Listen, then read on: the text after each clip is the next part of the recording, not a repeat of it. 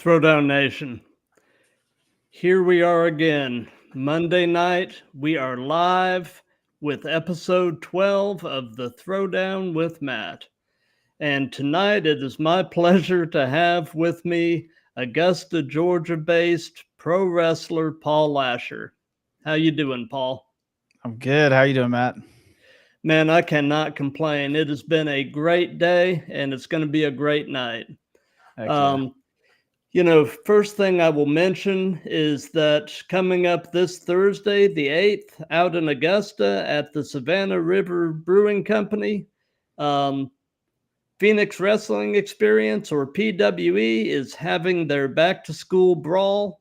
And you, sir, are in it in a three-way match with two of my previous guests, Dre the Goat and Florida Man. Yes, sir. There seems to be some kind of a friendship triangle going on here. It seems like you want Florida Man as your bestie. Dre the Goat wants Florida Man as his bestie. What's going to happen? Yeah, you just have to be there to see. I mean, yeah, me and Florida Man's been doing our thing for a little bit. I guess him and Dre have been vibing a little bit though, but I don't know. We'll see. I mean, I guess whoever wins the match gets to pick their partner moving forward. I'm hoping that. I mean, me and Florida Man's been partners though, so I don't know. So is it going to be like Florida Man on a pole? It should be. I'm like, well, I mean, let's put him up in one of the corners. First one to get him down. Put him in do what they did with Enzo. Put him in a cage above the ring. Yeah. That would be hilarious, actually. Yeah. Now, I don't think we have a cage with bars close enough to keep him from being able to slip out though. He's not very big. That's true. That's true. Yeah. Well, anyway, getting to the topics at hand here, we're going to start with the first and most obvious question, Paul, and that is, how long have you been wrestling? So yeah, I started training back in 2018, but my debut, like my first official match in front of a live paying audience was in 2019. I think it was April or May of 2019. Gotcha. Yeah. And the answer to this is going to be a recurring theme for me of recent, but who trained you, Paul? Ethan Case. I know you've had a lot of his former trainees. Yeah, Ethan Case trained me. I was actually a part of his inaugural training class, me, Fluffman, a couple other guys on there too. So I have heard good things about Fluffman. I need to need to work on getting him on here as well. I'll put in a word. Okay, he's great. I'll put in a word. Definitely, but yeah, the folks that I've talked to who are Ethan Case products, man, he's got a lot to be proud of. He has definitely contributed a lot of quality to the indie scene. And, hopefully down the road, moving on to, where he's going to make a mark on some of these bigger companies too. Yeah, absolutely. I mean, we got a lot of us out there doing things now, traveling a lot. So someone's 100. It's close. It's close where there's going to be a product in one of these areas that people are going to be seeing them and talking about them. So no doubt. So at what point in your life, Paul, did you kind of have an inkling that you wanted to try to make a go of this? Well, I mean, I can say that I've been wanting to do this my whole life. And I mean, as a kid, obviously, I was just like any other kid that watched wrestling and was out there with his friends. We go on the trampoline and stuff like that. But I didn't actually truly think about doing this until 2018, or maybe even 2017. Actually, I was 27 years old. I was 28. I was 28 when I started training, but I was 27. It was kind of just like, enough's enough. I keep saying I want to do this and I want to do that, but I never actually put forth the effort. I don't even ever get started. It's just I just say it. And someone commented, was like, you keep saying you want to do all this stuff, but you never do it. And I took that personally. I was like, all right, well, I'm going to do this then. And I saw a couple of buddy of mine's doing it and I talked to them and I asked them how they were training. And And then I just started doing some research on what I needed to do and where I needed to go around here. And that's how I found Ethan. So, Well, good for you, man. That's pretty neat. Getting started in it a little bit later than a lot of people, but yeah. not quite as late as Diamond Dallas Page did. No, He yeah. was almost 40 when he got Yeah. started. I tell people that all the time because they're like, people ask me like, is it too? I think it's too late for me, and they're like in their early 30s or late 20s. I'm like, I was 28, and I was like, Diamond Dallas Page was 38. He was almost 40 years old when he started training. So like, it's not too late. Even if you don't physically think you can do it in the ring, you can do something in professional wrestling if you just want to Oh, be yeah. around it. There's so many different roles. You could be a manager, you could be an announcer, a referee, all kinds of stuff. Backstage, You can be a whatever. live streamer. You could be a live streamer. Yeah. Like there's so many things you can do in this industry that like I tell people it's never too late to chase something that you're passionate about. And I found that passion. And yeah, I mean, I think for me too is I've always been athletic growing up, and been athletic, like played sports and everything like that. And I've always had this passion for entertaining people. And I Mhm. think when I was 27, I was like, man, I want to do that. It's because those two passions like mixed, like they came together. I can be athletic. I'm a little, I'm a dad and I have my dad bod, and I'm not quite as thin as I used to be and as in shape as I used to be, but I still have the athletic ability. And then I get a chance to entertain people. I get a chance to be in front of a crowd, and I get a chance to put smiles on their faces and make them react and everything. So, it was just kind of a perfect marriage. Gotcha. Yeah. I will agree with you wholeheartedly, though, Paul. There is nothing like being a dad. I mean, Oh, I've got a 15-year-old son. He just turned 15 this past Friday and started his sophomore year in high school today. And man, being a dad is just the best. It yeah. really Oh, is. it's absolutely. I got a 5-year-old and a 9-year-old daughter, both of them daughters. And Hmm. my 5-year-old is starting kindergarten on Monday. My 9-year-old is starting 4th grade. I feel like they both were just born like a week ago. It is Yeah, going by way too fast, but I wouldn't time trade it for the world. flies. It Time does. really, really flies. It's just crazy. So something that we're going to be doing over the course of this is playing something that I call the speed round game. And basically, I'm going to name a name, and you just tell me the first thing that pops into your head. All right. So, Paul Heyman. Goat manager. Goat Yep. manager. I don't know if I need to keep it to one word, but I mean, No, it doesn't have to be one yeah. word, but just Okay. kind of your first thought. Yeah. Oh man, goat manager. There's not a manager out there that can do what he does. No, I completely agree. I've told somebody else, just on the basis of the fact that he originated ECW, he's Oh Hall yeah, of Fame just for that. But yeah, all of the other contributions he's made, it's just incredible. The yeah, career the guy has had. So, yeah. Absolutely. He's his mic work is. I mean, I can only dream of ever being as good as him on the mic at some point. The way he can hype up a crowd. I mean, the way he mhm. says Brock Lesnar, like Oh yeah. just like it's perfect. It's perfection. So Yeah. absolutely. Yeah, I mean, you really every time he's on screen, you're seeing greatness. I Mhm. mean, so I actually love his latest, like what he's doing right now with the Bloodline, where oh he's yeah. no longer like the mouthpiece, and he's kind of like Solo's pushing him back, and just his facial reactions as things are getting done, and like he's really selling it to where you're just like, man, Oh something's yeah, up. and that at his age, that bump that he was willing to take, I mean, Mhm. good Lord. Oh yeah, he ain't got I money. felt He doesn't have many more of those left. I don't no, think. no, I felt Yeah, bad for the man. I was like, "Oh my God." yeah.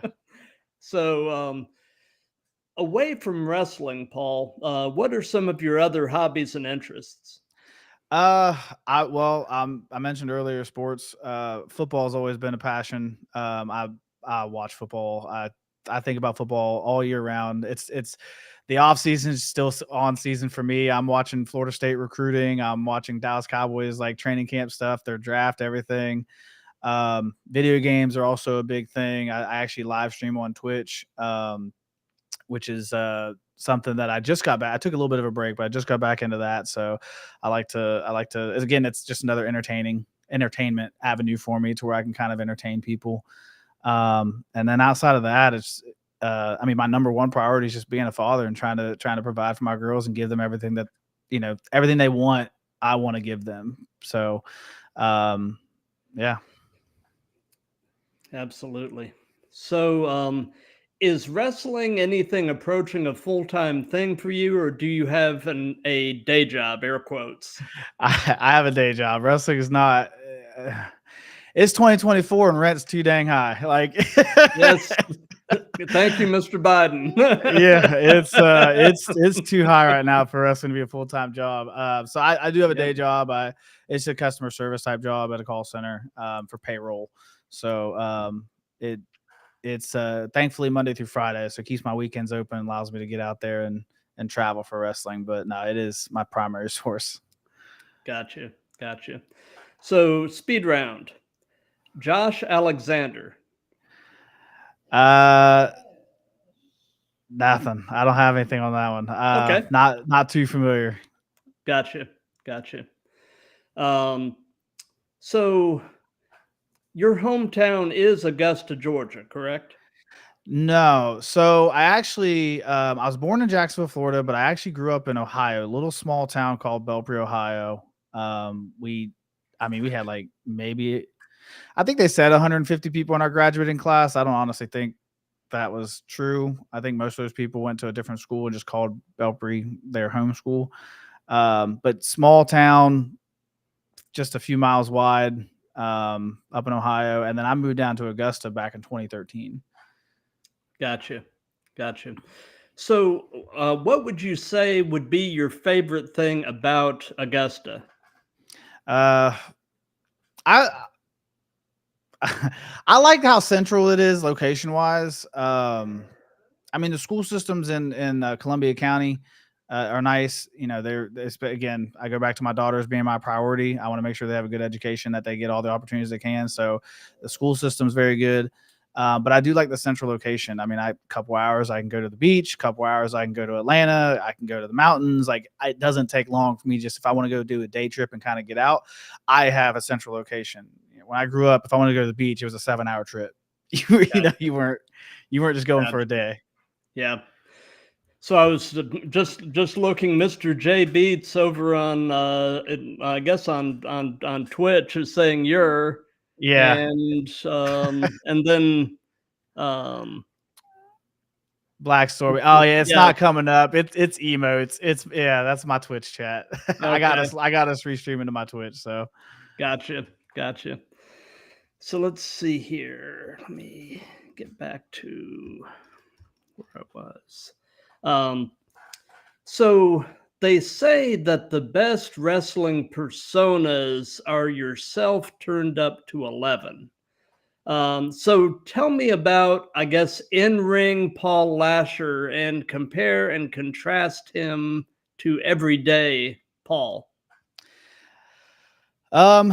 Well, I mean, it really is me. I think who I am now in the ring is me. I agree with that. The people who can kind of just take from their everyday life and turn it up, it comes off a lot more natural, and it's the most comfortable I've felt ever since I started doing that, because I'm not playing a character anymore. I'm legit just playing myself, and then I'm just talking louder, and my mannerisms are maybe a little bit more animated, but I'm doing everything that I would have been doing. I'm reacting the same way I would have reacted had stuff happened to me. My first gimmick was I was the number one dad, which was true, like to me, right? Like, I am my daughter, like to them, I'm the number one dad to them. So I was just a dad. I was out there just being a dad, right? But I was like, man, I'm so new at being a dad. I don't know how to portray that in the ring. Everything feels fake. It feels like I'm forcing things in there to do all these dad lines. Like, you got to say dad stuff and wear the New Balances. I'm like, but I don't wear New Balances. Like, I'm not, it's just, it doesn't feel real to me. And then the most recent one, right before I switched to this one, I wanted to do this whole, like, I'm a big Marvel nerd, and I wanted to do this whole like symbiote thing, like with Venom, and where like I have this other, like this dark passenger basically that just comes out. Like I try to be cool and I try to be that, but if you mess with him, he ends up coming out and kind of taking over. And again, it just wasn't, it wasn't clicking. It was hard for me to portray that as like that's what's happening without just like straight up saying it.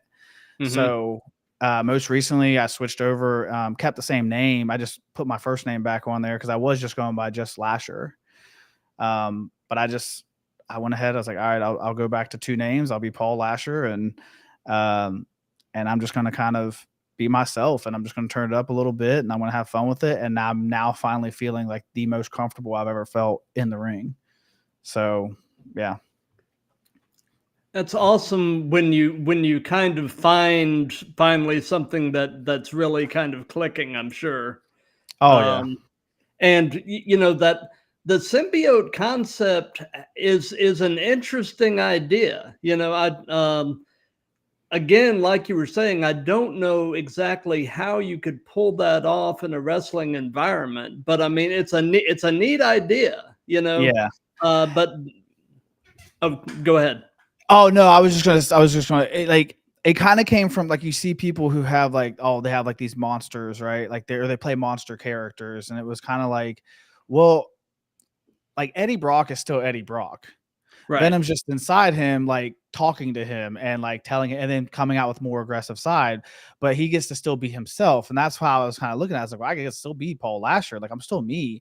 I just have this thing in here that like eventually will take over and like is almost uncontrollable to where like don't get in his way. But again, it was almost kind of like, even when I flipped the switch, it was just like, it just didn't really make sense. Cause unless I told the story through like a promo video, anyone who's there watching it for the first time is kind of just like, what just happened to him? Right. Yeah. Yeah. So this is not who this was. Like, I'm sure it can be done really well. Yeah. I'm just not, it wasn't me. I'm not the guy to do it, you know? Gotcha. So speed round, Dusty Rhodes. Oh man. Legacy, I think. Like he, I mean, the influence he's had on professional wrestling. I remember, so with Dusty Rhodes, I had the original War Games on VHS, and I used to watch that all the time with Dusty Rhodes and Ric Flair. I think I don't know if Hawk and Animal were both in the match, but I can't remember. But they were definitely on the show. But I mean, I had that I had that on VHS and rewind it and everything, and watch that over and over again. Dusty was, I think, Dusty gives people that aren't the ideal image, like, I could do that. You know, he was able to make it in that at that time, because even back in the, well, especially back in the day, people had that, you know, Vince wanted that image. People wanted that image of, you know, basically bodybuilding type stuff. And but Dusty was like, nah, you can be an average person. You can just be an everyday guy. You can be the son of a plumber. Exactly. Yeah. So I love Dusty, and yeah, he left definitely a huge legacy on the business.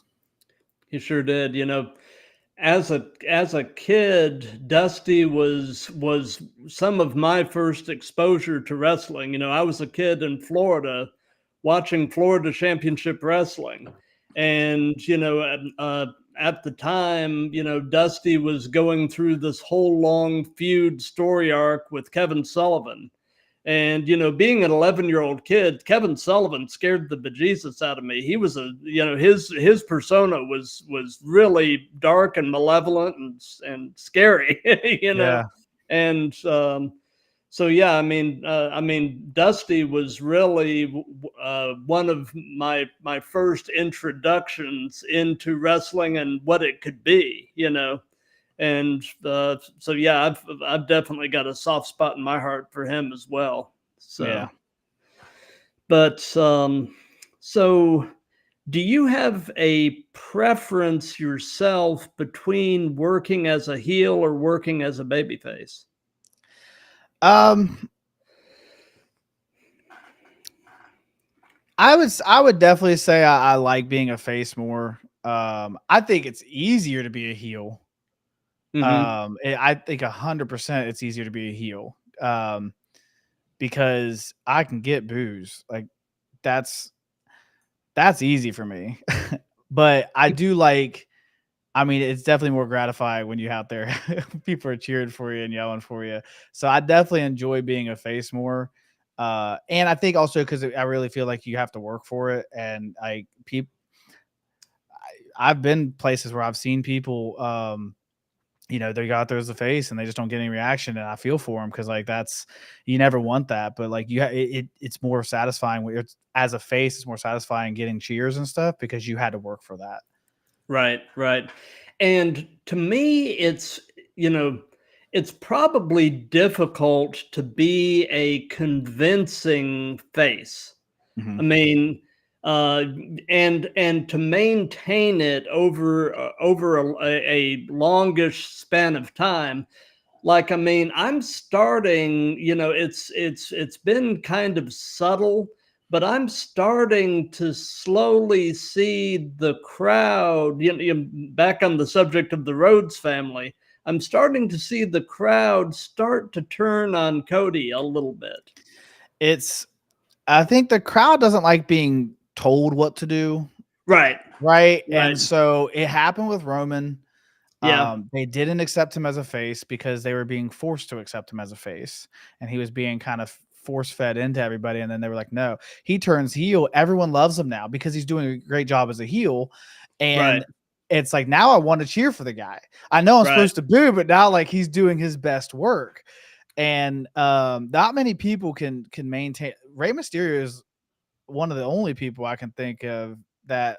I mean, has he ever been heel? I don't think he's ever been heel, I don't and think so. no one's turned on him. Like people Right, just love Ray, but like it is kind of something where people are like, you know what? I'm kind of getting tired of this gimmick, this shtick.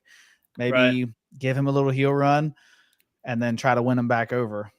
right. Well, I was thinking what would actually be kind of interesting would be for, a little ways down the road, have Cody do a heel turn and revisit the Roman Cody thing from the opposite perspective. Yeah, Cody as the heel and Roman as the face.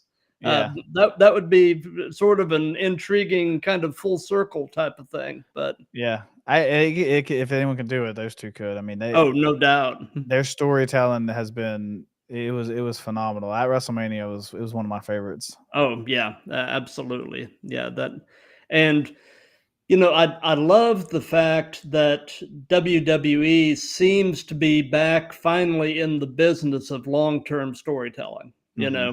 and it's unfortunate, but a lot of the great storytelling that's going on right now really couldn't have happened under recent Vince. I mean, Oh no, and absolutely yeah, not. Yeah. yeah, No, yeah, they're doing a real good job. I like the Wyatt Six stuff that's coming out. yeah. The Bloodline thing. I mean, you want to talk about long term. That's Hmm. incredible that that's still going on. But yeah, no, the especially long at the term. especially at the quality that I it's continuing at.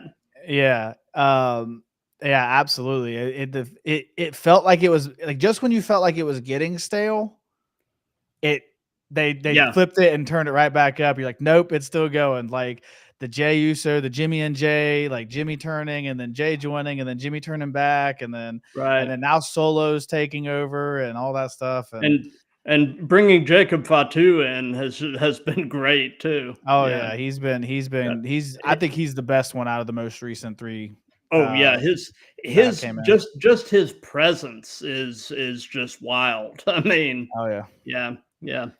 So so Paul, tell us about your very first match. What was it like? How did it go? All Yeah. that good stuff. So yeah, I debuted at PCW back in 2019. It was a fatal four-way match between me and the three other graduates. So it was me, Cody Fluffman, Aaron Berry, and Don Furio. And I think at the time he was just the Don. And it couldn't have gone better. I mean, there's people that might be like, "Oh, my first match was bad," but I think that's a testament to Ethan and the training and making sure that you're ready before putting you out on a show, and not just saying, "No, you learn by like trial through fire." Like he's like, "No, absolutely not. Like you learn and then you go out there."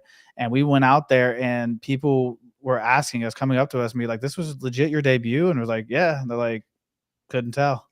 Like we would have thought you'd been wrestling for a long time." So yeah, it was great. I will say I had so many butterflies to the point where I didn't know if I could actually get my feet to walk through that curtain. My music hit and I'm almost like, this might be a triple threat, guys. I don't know if I can get myself to go through this curtain. I was so nervous.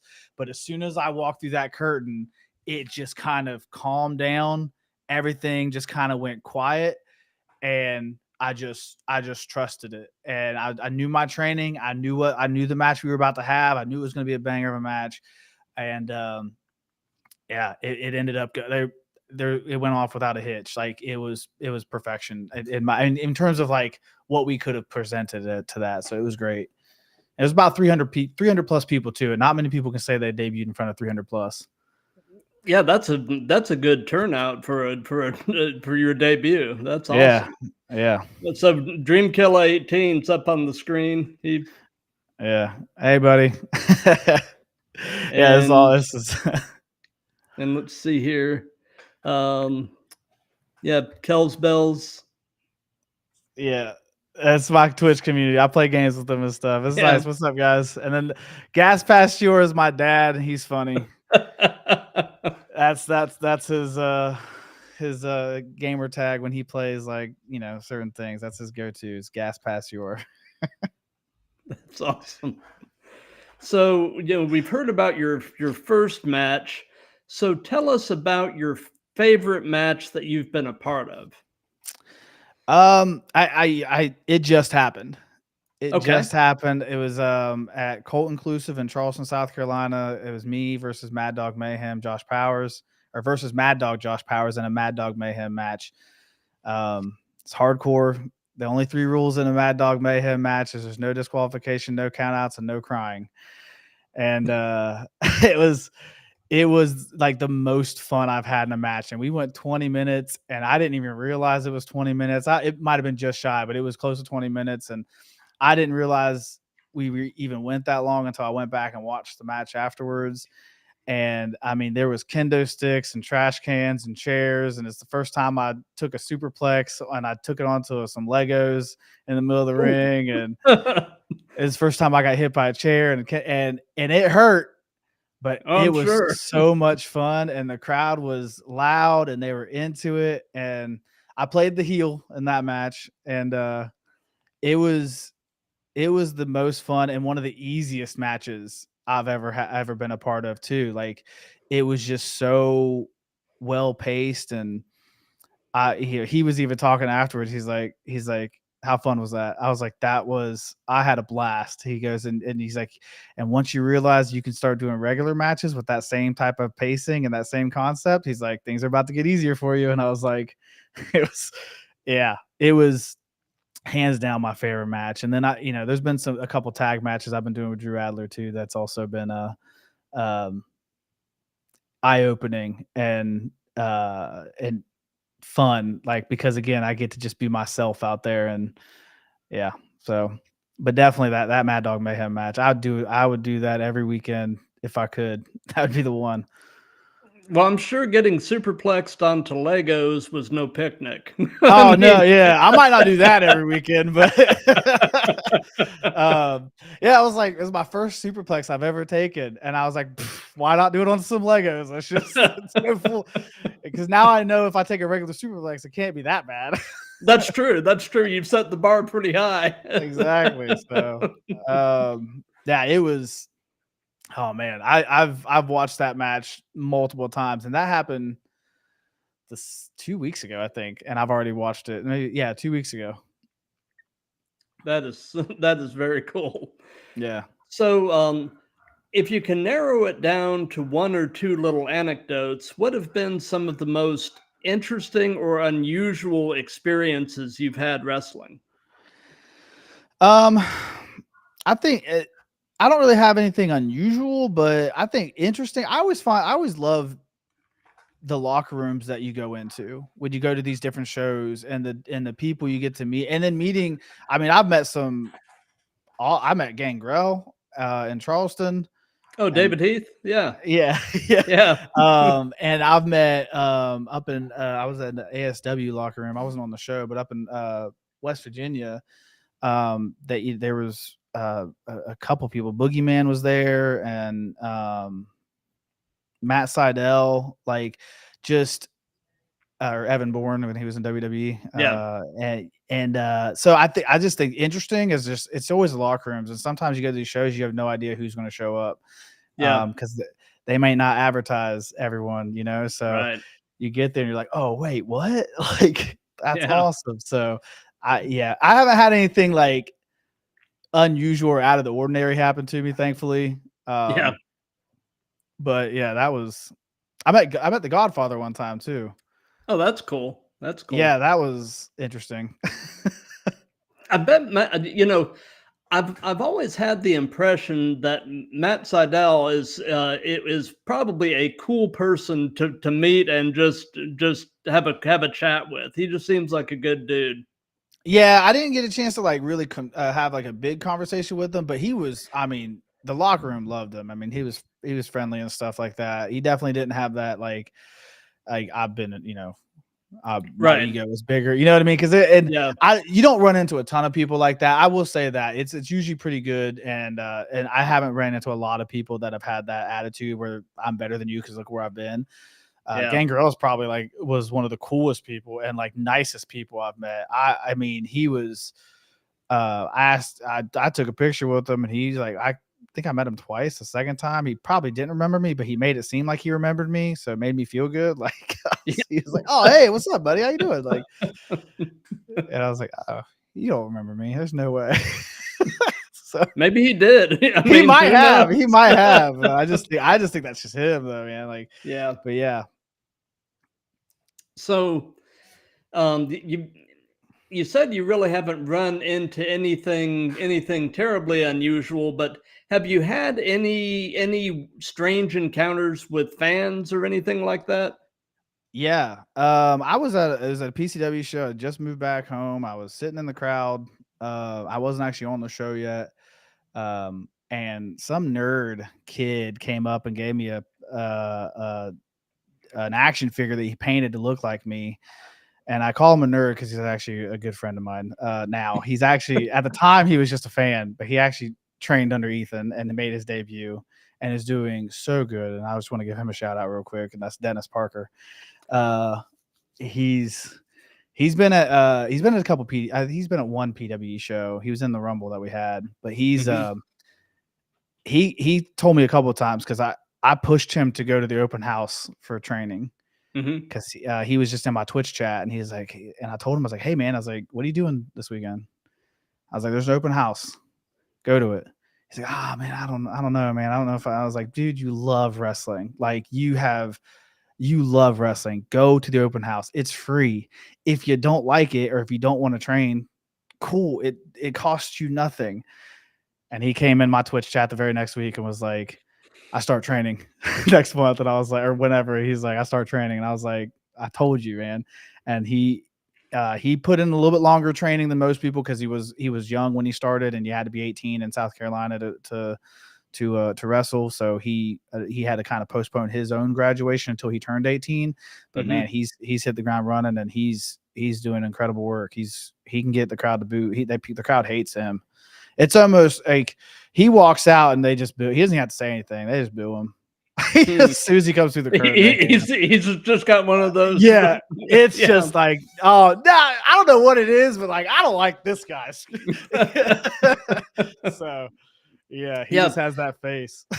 Yeah. I've actually he's somebody else I've been working on trying to get on one of these. So Oh yeah, I'll let him yeah. show you his collection of action figures. He has an insane. It's almost like you just name a character and he's got it. Like, Oh, that's cool. yeah, he's like, oh, hang on, boom, there it is. Like,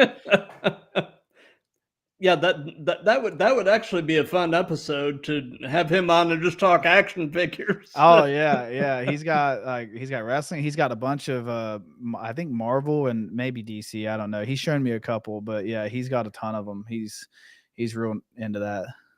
Oh, that's cool. That's cool. So, as far as your in-ring work and your promos and that kind of thing, who would you say are some of your influences? Um, in-ring work, I'm heavily influenced by Kevin Owens. Stone Cold for a few reasons, but Kevin Owens now. Yeah. He's hands down my favorite current wrestler. It might go back to the I look like him type thing where like he doesn't have the six-pack abs, but man, he is one of the most entertaining people, and everything he does looks so real and it's so good, and his promo works are so Hmm. good. But when it comes to my promos, I'm not influenced by anybody in wrestling. I'm influenced by movies and TV shows that I see. Hmm. If you've seen any of my promos, especially recently, they are, you can almost pick out the movie that I took them from, or the TV show I took them from. For PWE, me and Florida Man did a Jay and Silent Bob series. Yes, Yeah, I saw those, and I was literally on the floor. You guys were hysterical. yeah, He was actually talking about it and about the pepperoni rolls and yeah, the dumpster. yeah. And that's a collaboration. Like I went to him and I was like, dude, hear me out. I was like, it's Jay and Silent Bob. And bless his heart, man, he's so young.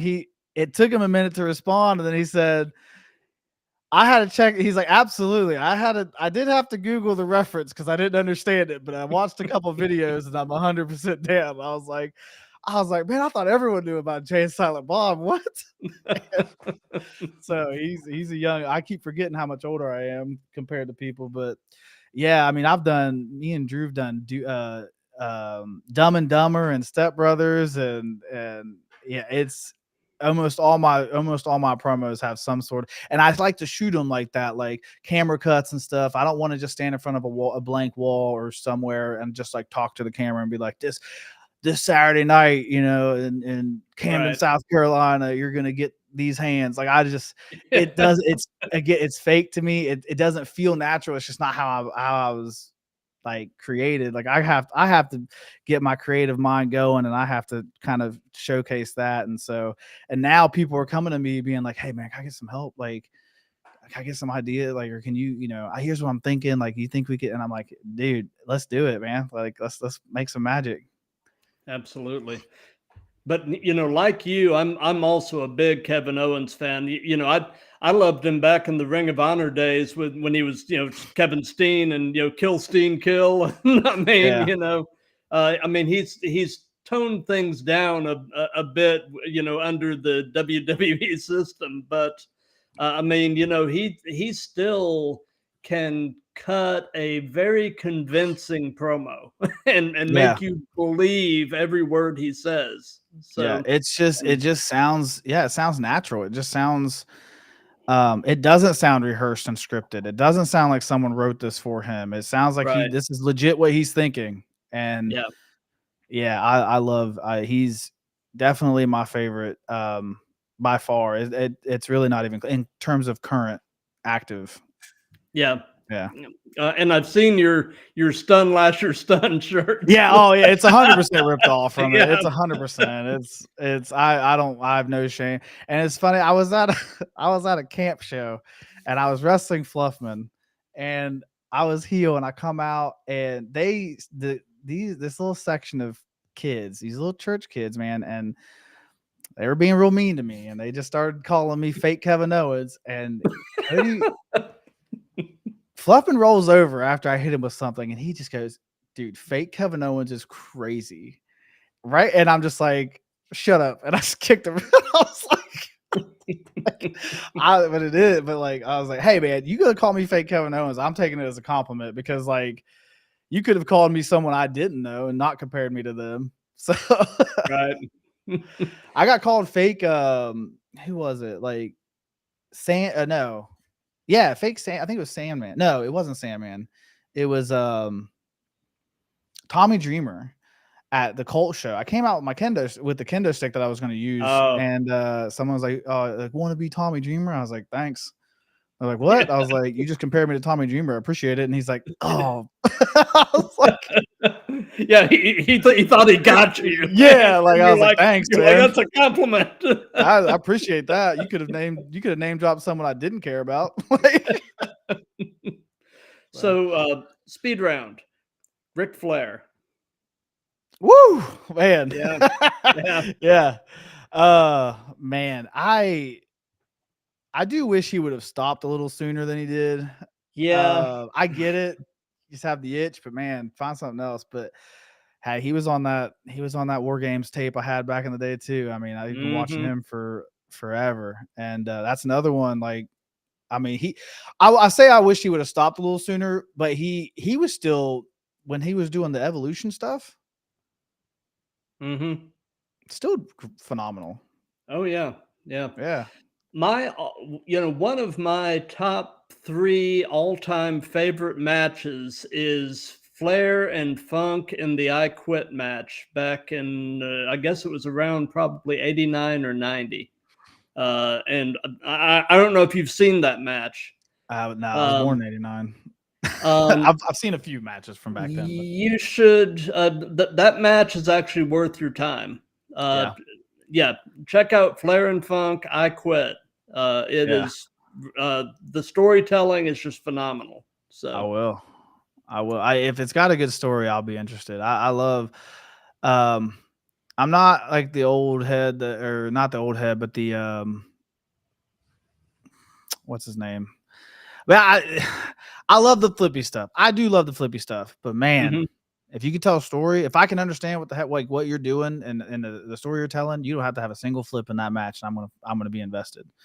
I love it, and I still appreciate everything else. Like I appreciate what Ricochet does. I appreciate what all the young guys that can flip and do all that stuff. I wish I could do it, but man, Yeah, you yep, hit me with the story. I'm there. I'm sold. absolutely. Same here. I mean, I'm a big proponent of storytelling. So anyway, Yeah.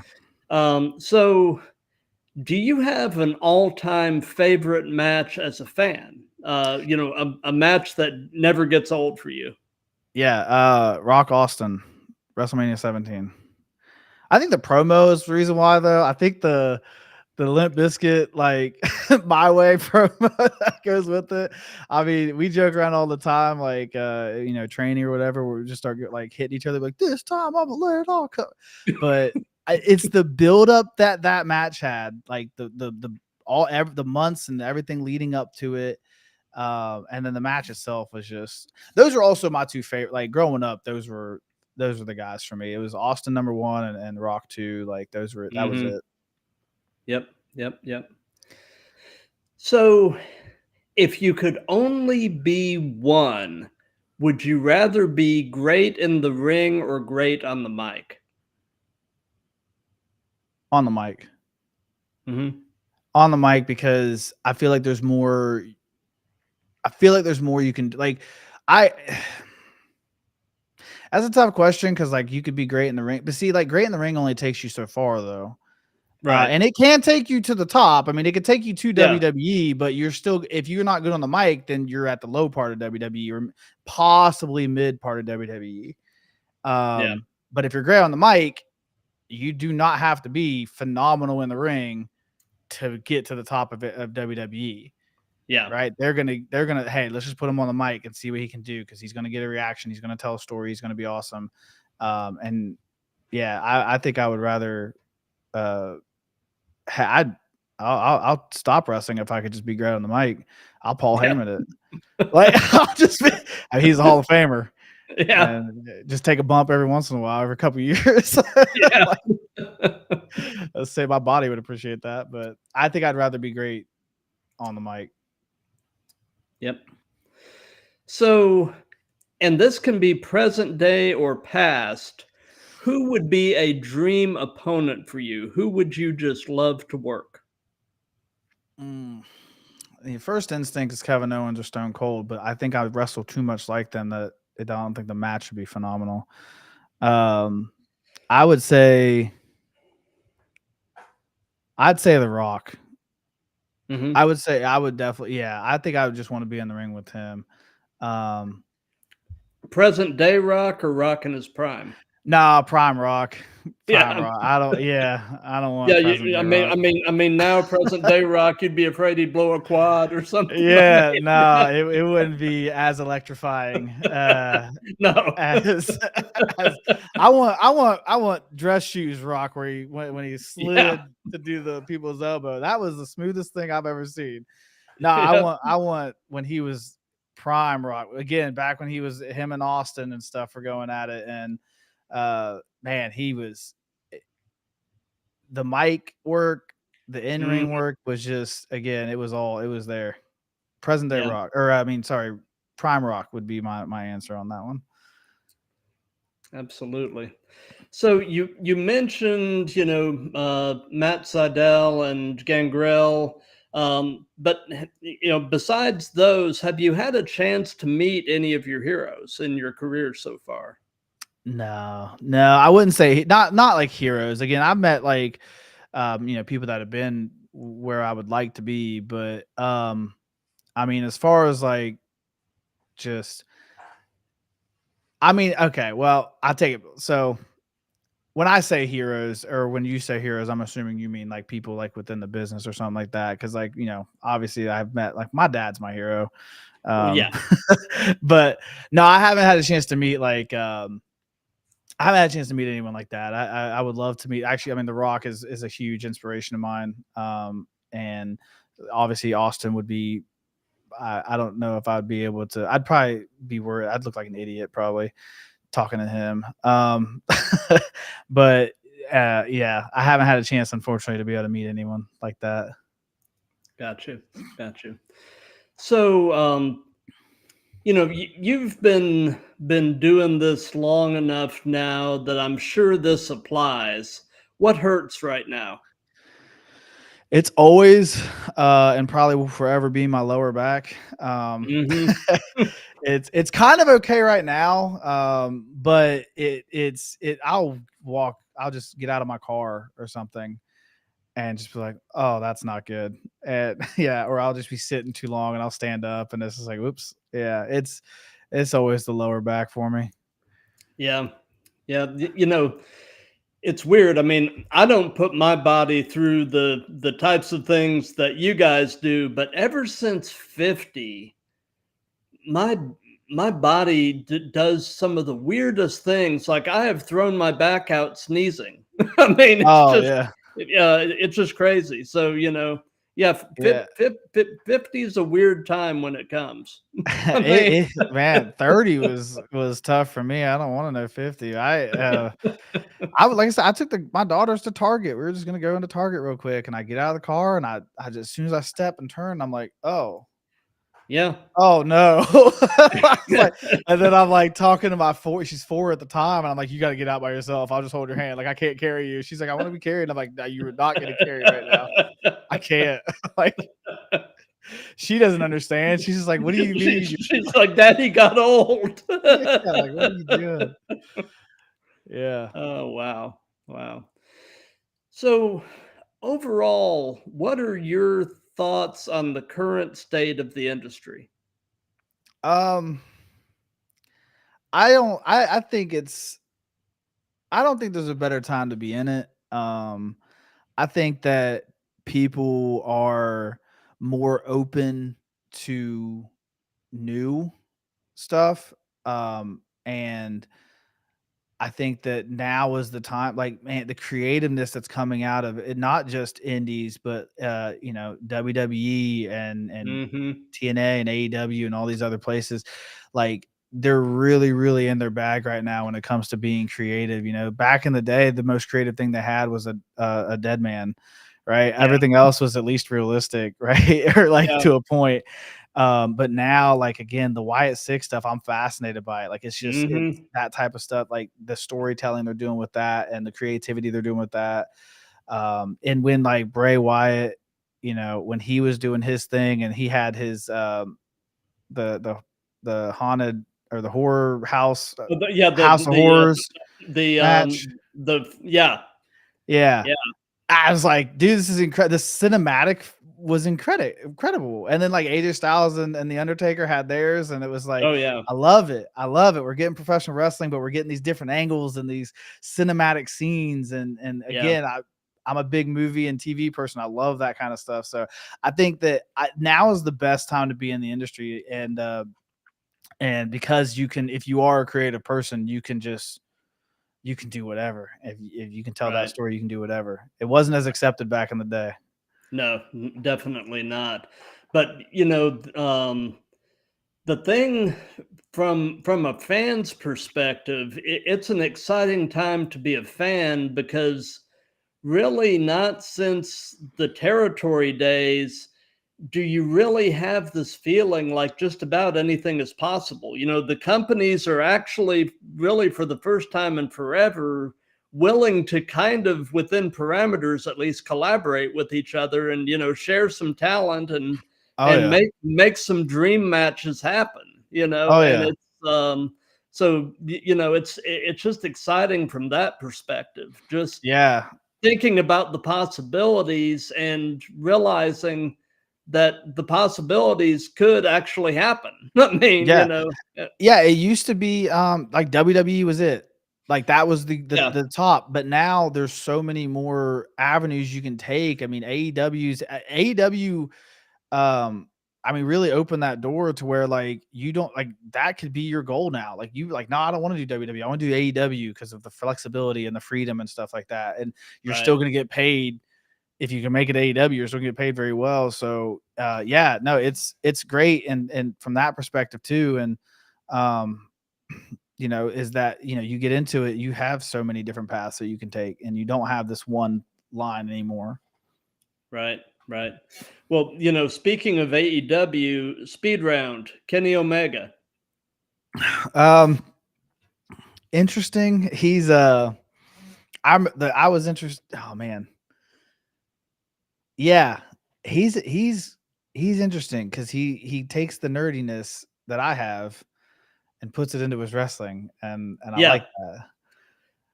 You know. yeah. So, some of the almost cosplay stuff that he does Mhm. is pretty neat, and Yeah. and he's an unapologetic gamer, and Yeah. um, Yeah. and yeah, I like the fact he was kind of one of the first to really try to merge those worlds together, Yeah. and Yeah, yeah, him, I mean, New Day does it too, like, with their yeah, gear and stuff. I always love seeing their new stuff, and like, that up, up, down, down, yeah, the Up, Up, yeah, Down, Down channel and stuff, and I know yeah, that they've actually worked with Kenny Omega on, like, Street Fighter stuff yeah, at, like, these gaming conventions and stuff. I know Austin Creed and him have had several yeah, matches. So, I do love that about it, is that, he found a way to, like, to take those 2 worlds and kinda bring them together. right, right. So, knowing everything that you know now, Paul, if you could give any advice to your younger self, what would it be? Um, chase this sooner. I would have loved to have started training when I was 18 or even younger. Um, Mhm. just imagining where I would be right now, or how good I would be right now, if I would have had that opportunity. But I mean, I say that, but at the same time, like I also wouldn't be where I am right now, and I'm very blessed where I am. Right. So it's kind of hard to say that. I think just I don't know, because you think back and it's like, if I would have chased this sooner, would I have met my ex-wife? Would I have had my daughters? Would I, you know what I mean? Like, so then it's like, Yeah, I don't know, maybe keep the same course, because what's happened has been good, but just don't be afraid to try something new, I right, guess. right. And do you have any advice for any young folks that are looking to try to break into the business? Oh yeah, like do it. Like, well, actually, first do your research, and find the school that fits for you. Like I'll say, like you can come to PWA if you're close to the South Carolina. But before you do that, go check out other places. Like check, because will tell you that. Come sit on a class, audit the class, watch the class, and then go to other schools and then find the right fit for you. Because not every school is the right fit for or not every person, matches up with with one school, right? Like you got to go out there and look, and don't be married to one. And like, if it's not right, it doesn't feel right, go find something else, because you don't want to wait. It's expensive. Like, wrestling training is expensive, and you don't want to be wasting your money and wasting your time. So Right. make sure that it is the right fit for you. Do that research, but just go out and do it too. Don't be like me and just say I'm going Yeah. to do all this stuff, and then like don't do it and wait until someone challenges you on it. Like, man, you got one life. You got a passion. Absolutely. You Go got to for it. live it. You got to Yeah. live that life. Yep. Yeah. So, what would you say has been your low point in the business? Well, I mean, COVID wasn't very great for me. Well, yeah, yeah. That's probably everyone. Was COVID great for anybody? It wasn't really great for anybody. I didn't have a match that year. Yeah. I think as far as like, I mean, I wasn't really doing. It was kind of I debuted and I had another match. And then I moved to Ohio, and it felt like I had to start over because I had friends up there because I moved back home. So like, I had friends up there that were wrestling, but I felt like I had to prove myself and prove that I had training all over again. And so it was like, man, I'm starting from scratch. Like, I just went through 8 months of training, and I have this debut match, and I can show you this match, and I can show you I'm good. But they were still like, well, we need you to come in and train for a little bit. And thankfully it didn't take long. Like, I had, a little bit. They were like, oh, okay, yeah, you're trained. But I just didn't, I had one place. It was like my hometown. Was like, that was it. And like, trying to find places and trying to get out there and network and stuff, I was starting from scratch. And it was just kind of like, it was hard. It was hard with that feeling, because I was so new. I think if I had made that move a couple years in, it wouldn't have been as difficult, because I would have already had the understanding of how to network and how to reach out to other places and like try to get booked. But I was so new. I had like 2-3 matches when I made that move, and I didn't have that knowledge yet. I didn't have that understanding of how to like reach out and do that. So I went back to like, well, let me just go find a training school and try to just start from scratch and rebuild that. And so I'd say that was probably my lowest point. Gotcha. So, do you have a favorite move, something you just really enjoy doing? And on the flip side of that, is there a move that you won't do? I got 2 favorite moves. Okay. Well, man, I got maybe 3. I don't know. The stunner for sure. Yeah. That's why, I mean, I grew up doing the stunner to friends and stuff. So when I saw Kevin Owens do it, I was like, it's back. We can do it. If it's still good enough for WWE, it's good enough for me. And then I do the cannonball in the corner, which is always fun because it's like the most flippiness I get. And then I've been told I have a pretty good German. People that have taken my German suplexes have always like very like complimented me, being like, that was one of the best Germans I've taken. And so I would say those 3 are like my favorites to do, all for different reasons. And as far as a move I won't take, I don't like going, man, I don't know. I'm kind of scared of a pile driver. I've never taken one before, and I think I'm just scared of like landing on my head. Yeah. I've landed on my head before, but like on accident. Yeah. That's a move designed to make it look like you're landing on your head, and I'm just afraid someone's not gonna know how to give it right, and I will actually land on my head. Yeah. So I would probably I would be hesitant. I won't say I won't take it, but who's giving it is my question. You know what I mean? Like, Yeah. if I trust you, all right, solid. Like, Ethan is a great pile driver. I'll take one from him all the time. Yeah. But if I don't know you, hey, Yeah. can we do something else? Yeah. Well, I'm not a wrestler, obviously, but to me, a move that just looks terrifying to either be the giver or the receiver on is the vertebreaker. That just looks like a catastrophe waiting to happen. Yeah. No, yeah, that's what I would also say. Top rope stuff. I want to be not a high flyer, like I wanna be able to do like the swantons and stuff like that. Kevin Owens does it Yeah. again, so I look at him, Yeah. I'm like, well, he can do it. I mean, but I get up there and I'm like, oh, it's a little bit higher than I was Yeah. expecting. That's a long way down. Yeah, yeah. So like I was actually when I took that superplex again, that was the first time I'd taken one, and I hit and I was like, oh, I'm doing a swanton soon, because like I just took a superplex onto some Legos. I feel like I might have that. I say that I'm gonna get up there and be like, I can see the ground now, but yeah. Do I really want to do Do this? I You're up really here want to do this? But having an inner conversation. yeah, it's gonna be one of those things where I'm gonna call audible and be like, never mind. I did actually jump off the top rope to the floor one time. I did a trust fall dive like Kofi Kingston, where he just kind of turns backwards. Oh yeah. But there was 8 people down there to catch me, so like that's why I was okay doing it. Like I got up there and I was like, here we go. I already said I was going to do this, and I just went back, and it was a soft landing. But it was because I knew there was 8 people down there that were going to catch me and protect me. So if there was 2, I might have been like, Yeah. So something that we've done in all of these is we have let the current guest pose a question for the next guest. And so one of my previous guests posed this question, and that is, of any historic belt design, what belt would you love to hold? oh, it's the hardcore one. The old, like back when like it was like it looked like it had been through hell. Like Yeah, I know. it was torn up.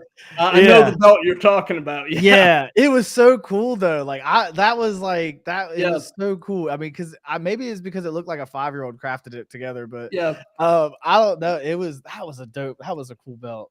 It looked like it came out of a homeless man's dumpster. Yeah, Yeah. And there was just a bunch of random stuff stuck to it. No, it was that was a cool, and honestly, like the people that held that belt, you felt like those were some bad men. Like if you had that title, you were oof. You went through something to get it.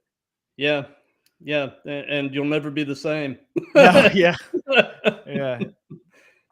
So, since this is a series, do you have a question to pose to the next guest? And I can go ahead and tell you, my next guest is actually going to be tomorrow night at 7. I've got a wrestler who is based out of Indianapolis. His name is Loud and Proud Logan Myers. Logan Myers. Yeah. So do you have a question you would like to pose to him? I think where's the I guess what's the furthest the furthest car ride you've ridden to get to a show, or the longest car ride you've been in to get to a show? That's a good question. I like that, because we take some trips sometimes. So how would you answer that? What's the longest ride you've taken for a match? 8 hours. I was living in Ohio still, but I came back down to South Carolina for a PCW show, and it was about an 8-hour drive down, and we turned right back around after the show. And no, I'm sorry. It was the next day. We had a place to stay. So the next day we went right back up. So a total of 16 hours, but it was an 8-hour trip. Wow. Yeah. Yeah. That's a lot. Yeah. That's a trip. So I mean, Thursday you've got the back to school brawl with PWE. Besides that, do you have any other upcoming shows or anything at all that you'd like to hype? And you can tell us about your Twitch stream and all that good stuff. Yeah. So we got back to school brawl on the 8th. We got I'm not booked, but I'm going to Wrestle America on the 10th. I like to just kind of, shout out, places I'm going to, so they get their recognition. I know PWE is also doing a show in Macon, which is going to be good. And then I'm on at PCW on August 24th in Camden, South Carolina. Me and Drew tagging. They haven't announced the match yet or the card yet. So I guess I'm assuming that we're there. Reach out to them, be like, hey, I am booked, right?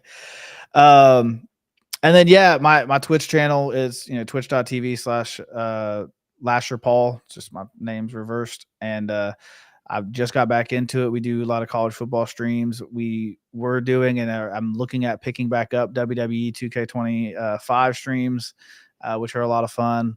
And outside of that, I don't really have anything else to plug. Yeah. So, do you have any final words for your two opponents at Back to School Brawl, Dre the Goat and Florida Man? Anything you wanna say to them? Just be ready, man, because y'all are a lot smaller than me. I'm accepting my size in this match. I like to think I'm not as big as I am, but in this match, I'm the big man on campus. So like, just be ready for something because it's coming, and I hope Dre's ready too, because the only way he's tagging with Florida Man is if he wins. So you can ignore that most recent chat. That's a bot.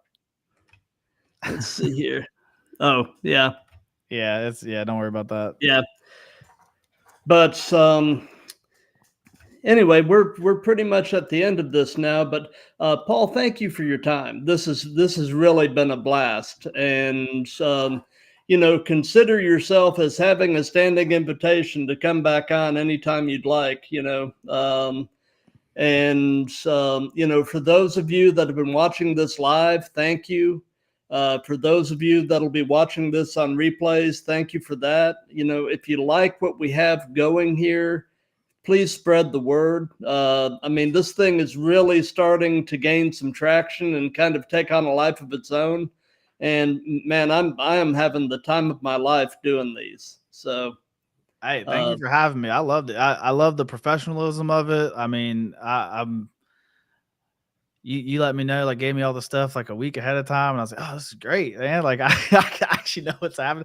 Like I knew the link and everything. I was like, oh, he's ready, because I've done stuff before where it was like day of, and I'm like, hey, are we still doing this? Like, so I appreciate the communication and the promoting of it. It was great. I had a blast. Thank you. Well, thank you, Paul. Last week, it was funny. Last week, over a 5-day span, I think I did 7 live streams, and it was the reason I booked myself that heavily is my wife and son were actually up in North Carolina for a family reunion. It was just me and the dogs, and it gave me something to do in the evenings, Yeah. But doing that many in a short span of time, it ended up being a lot to juggle. And so this week I've got tonight, tomorrow night, and Wednesday night, and then I'm off until the following Monday. But I love doing these, and it's really just been a lot of fun, and I'm having fun with it, and I'm excited to see where this is all going to go. It's going somewhere, but I'm not really sure where, but I don't really care. I'm just enjoying being along for the ride. You gotta enjoy it. You gotta enjoy it. It's not like I took some time off of Twitch because for about a year, because I stopped enjoying it, and it becomes a job almost, and you're like, I don't like this anymore. So if you're not enjoying it, like you have to enjoy it. So I love that you're doing that. And again, I love the professionalism of it. You're ready with the questions. It wasn't any like awkward dead silence or where you were just kind of like trying to think of stuff. Everything kind of came natural. So I think you're doing great. And I'll definitely put in a word, with some people that you might be trying to get on with, and let them know like, hey, it's going to be a good time. Yeah. I mean, any of your buddies, feel free to send them my way, because the more the merrier. Absolutely. So, Absolutely. anyway, well, everybody have a wonderful night. I'll be back again tomorrow night at 7 p.m. Eastern with Loud and Proud Logan Myers.